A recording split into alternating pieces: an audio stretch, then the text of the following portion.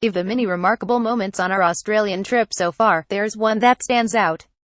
On Tuesday night, we visited the Redfern Community Centre to meet with local Indigenous people and hear their stories.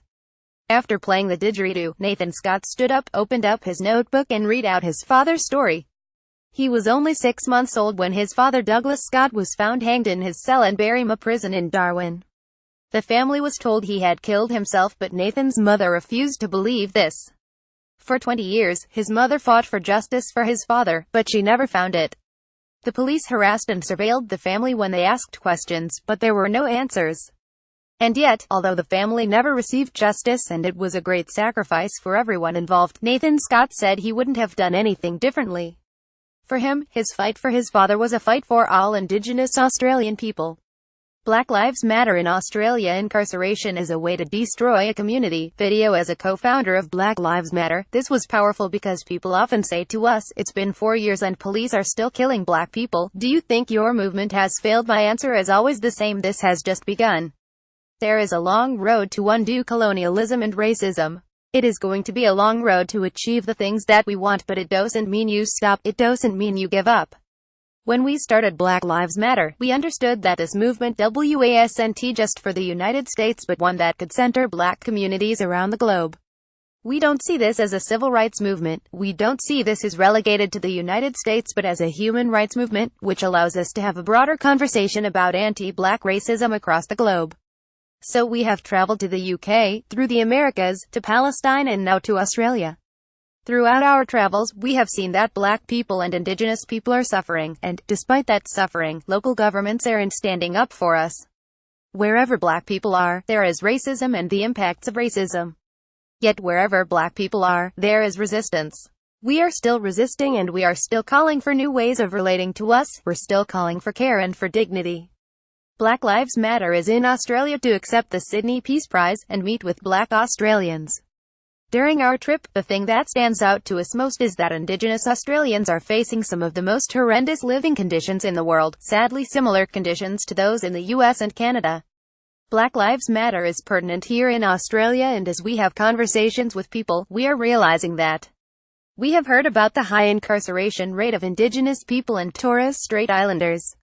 We have heard about the impact that colonialism has had on the family unit and how this has contributed to family violence. We've heard about the deaths in custody, and the families who have lost their children held in custody. Many of these family members are calling these murders, because when they are finally able to see their children, they were bruised and battered, with broken bones. Local government must hold law enforcement accountable for these atrocities. The government can no longer be silent. It must stand on the side of the original people of this land, and challenge the idea that their lives don't matter. In the long term, the only way to change the living conditions of Indigenous communities is through divestment, and then reinvestment. Over the years, local governments have completely divested from caring for our communities, so we are calling for a reinvestment in black and Indigenous communities. We're calling for divestment from resourcing agencies and local public agencies that cause harm and violence to our communities. What makes our communities safe is for us to have access to healthy food, to feed our communities, to access jobs, and to be able to access public education.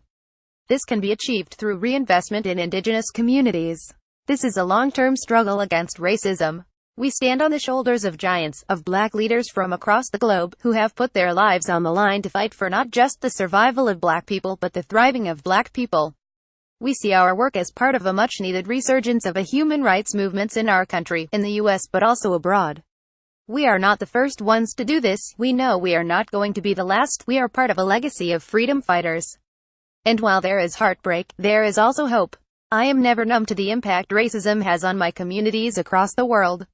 As I listened to the families that shared their stories on Tuesday at the Redfern Community Centre, I cried because that could be my family, that has been my family, and so my heart is with the Indigenous people of Australia. But there is a growing desire for a broad-based movement for Indigenous communities across the country. There is a desire to have a conversation in Australia that doesn't end with talking but that really catapults a new practice in how this country relates to its original people. That is really inspiring. It's inspiring to talk about how we've changed the landscape for our communities in the US and in Canada, and what might be possible here in this country. And this gives me hope. The Black Lives Matter Global Network is in Australia to receive the Sydney Peace Prize. They will be awarded the prize at the City of Sydney Peace Prize Lecture on the 2nd of November and appear in Conversation in Melbourne on the 4th of November.